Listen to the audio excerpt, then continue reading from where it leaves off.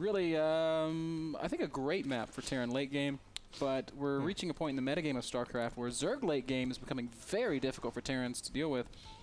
Even I have to admit that when my ladder sessions against Terran were getting really difficult, I finally got really annoyed and said, you know what, I'm just going to play the lamest turtley style I can possibly get away with. And how's that been going for you? It's been going really well. I haven't lost a game since. Open. Elvis is, of course, our Belgium Zerg, spawning on the left top side. And on the right top side, we have Stareagle. He was formerly known as MIT Stareagle. I always thought that sounded very cool, you know, when you just put MIT in front of your name. Doesn't that make you sound smart and good? It sure does, man. Like MIT Stareagle. I'm going to go win some StarCraft, and then I'm going to go build a robot that has its own human I'm not even soul. playing StarCraft. The robot I designed is playing this game. You got beat by AI, bro. Stareagle's just sitting here, just like looking at the keyboard, and his units are doing what he thinks. Just making sure that everything follows the script. Like special robot hat that he wears that transmits his thoughts into the game. I would like to say, tell a little story about Stareagle.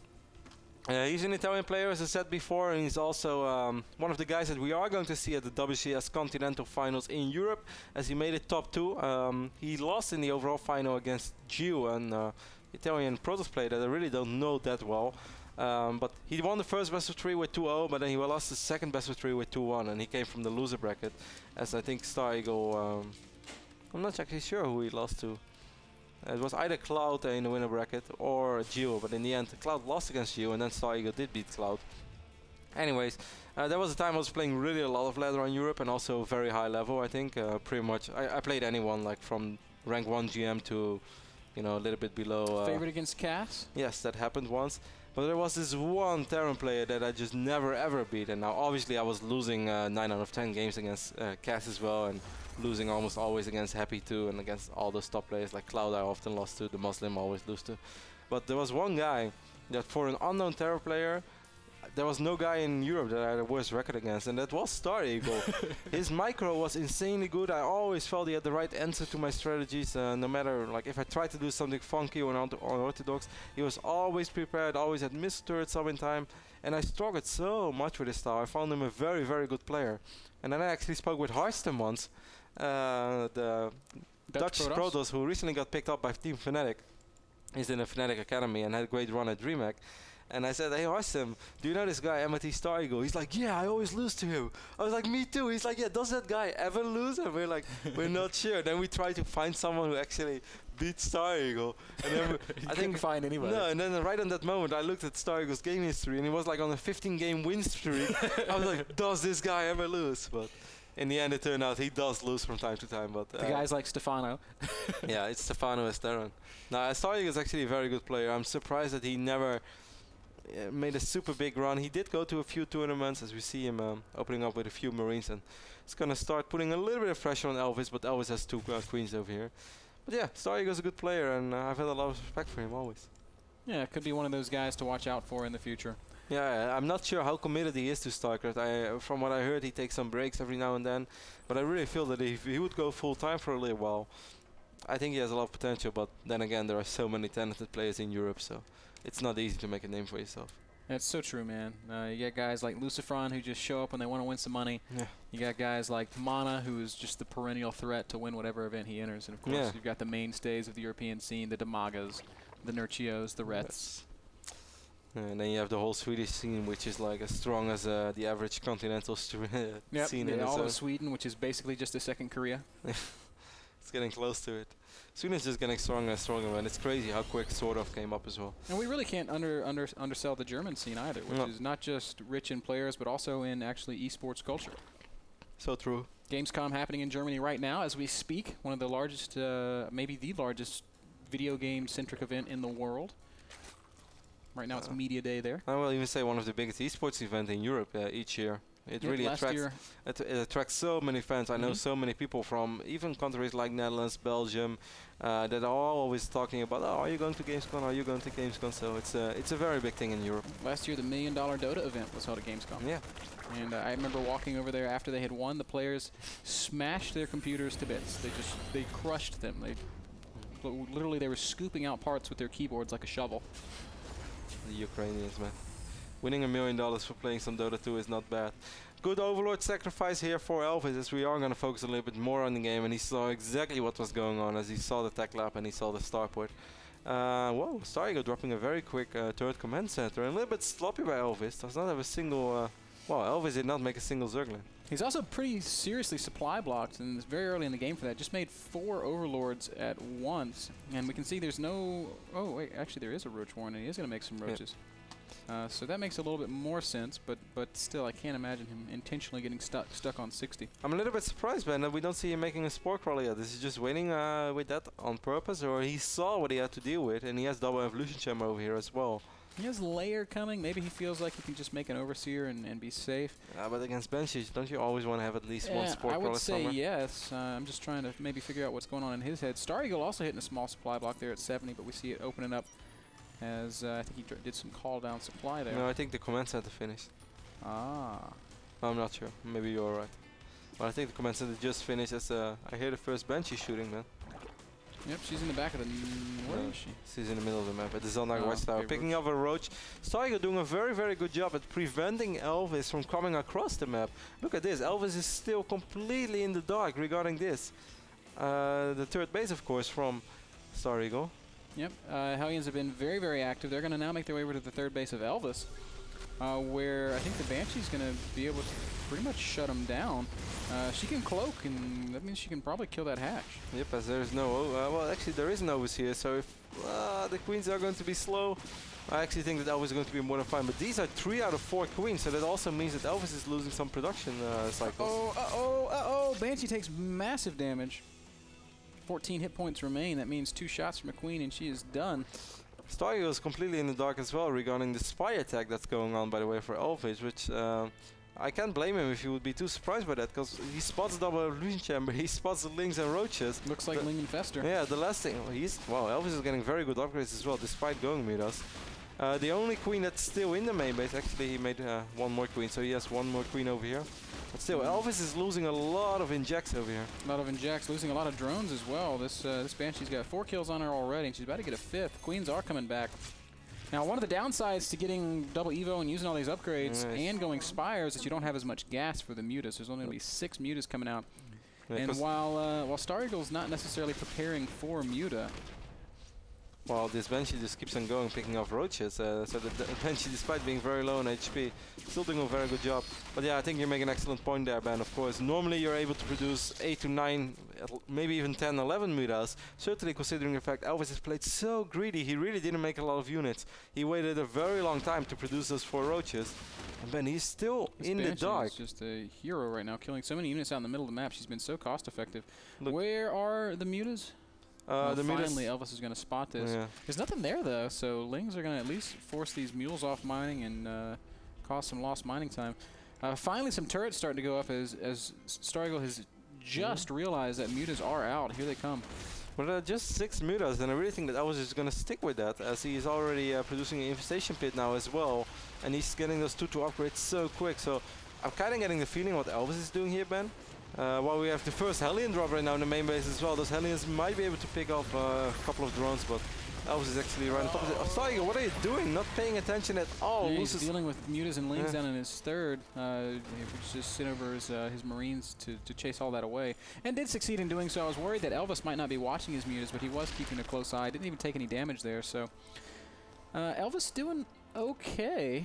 I mean, this is still a pretty good position for Stareagle, though. He's got his 3 bases pretty much uncontested. He's even in workers almost. These mutas, what I want to say, but I'm starting to have the feeling that these mutas are kind of like how I sometimes like to make a Stargate against Terran. If I know they are going to make quite a few Banshees, just add a Stargate, get 2 or 3 Phoenixes, makes your life so much easier to deal with those Banshees than when you have to deal with them with ground units. Yeah, the muta's also pretty good at shutting down medevacs that are left out over open space, so they will serve a real useful purpose. Infester's already starting up on the production tab of Elvis, but he's made a mistake. He started them before his pathogen glands research was far enough along, so these guys are not going to spawn with energy. Zerg players, you want to start those infestors when the research is 31 seconds into completion, and these what happens if you do 30? Then they spawn without enough energy for fungal. No. Yeah. You're lying. No. The first 4 will spawn without fungal. The next 3 will have fungal. That's crazy. Banshee still being active in the bottom left as we see Stareagle pushing across the middle of the map at the same time. Yeah, Stareagle has killed quite first infester, no energy for fungal. It's a very sad little infester. Yeah, those are actually very sad infestors. Certainly right on this moment, Ben, when you have all those Marines, all those bio units on your creep. This is the wrong moment for Elvis to make that mistake. Well, it's always a wrong moment, but this could actually be a very painful moment. If he would have had fungal immediately, he could have just swarmed around, and now he can't do it. We'll have 3 fungals as he just has some new infestors popping out. He is going to go for it right now, and one okay fungal goes out. Oh, actually, he's going to have just enough, I think.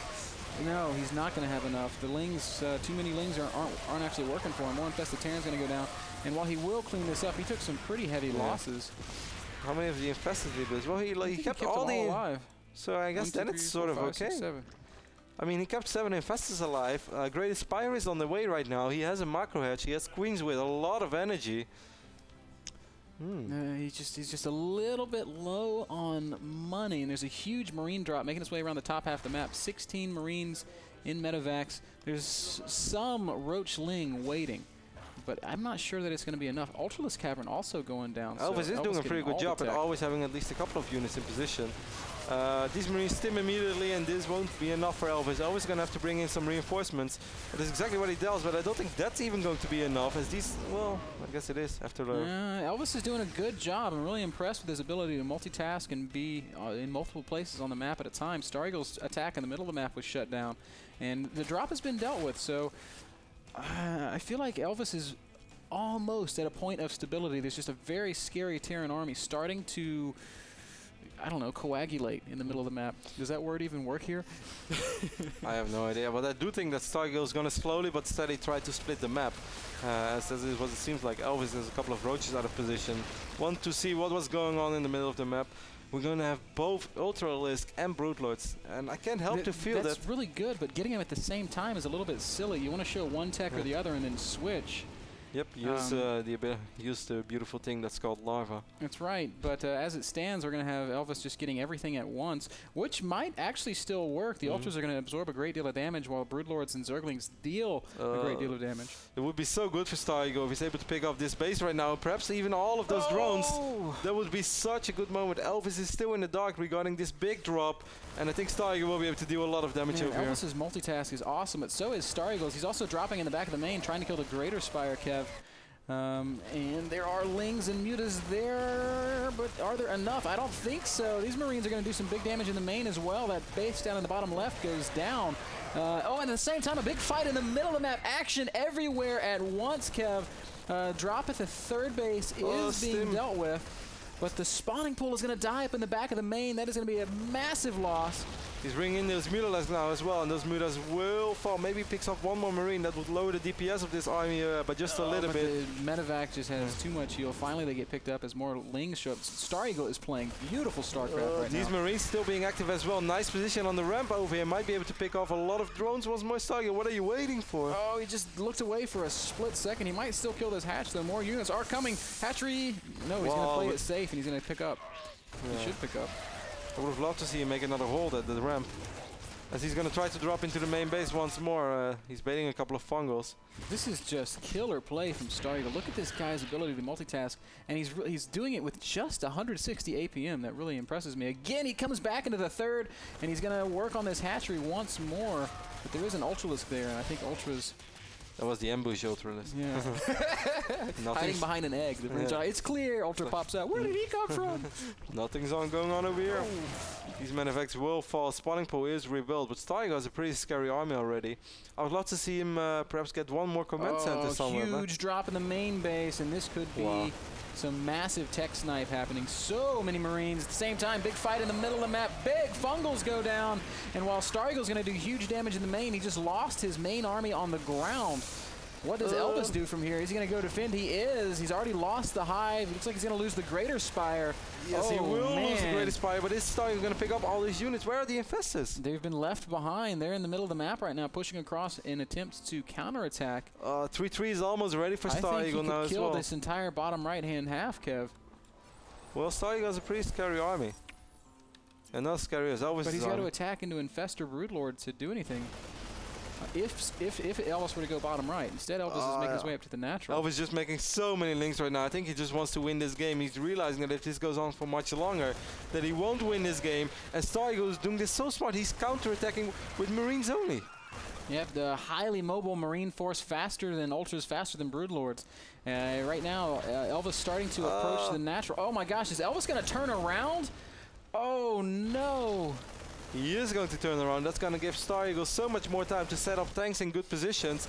And he's going to be able to pick up these bases once more. Look at all these Stim Marines. They're so low on HP, but they have very good upgrades. Oh, and another hatch goes down. The Marines will all ultimately die. But Elvis is in huge trouble. Also losing his natural. There's only one hatch on the map for our Zerg player right now, and it is in real danger of going down as well. Look at this incredible play from Stareagle. Hatchery at half health right now. Army is not in position.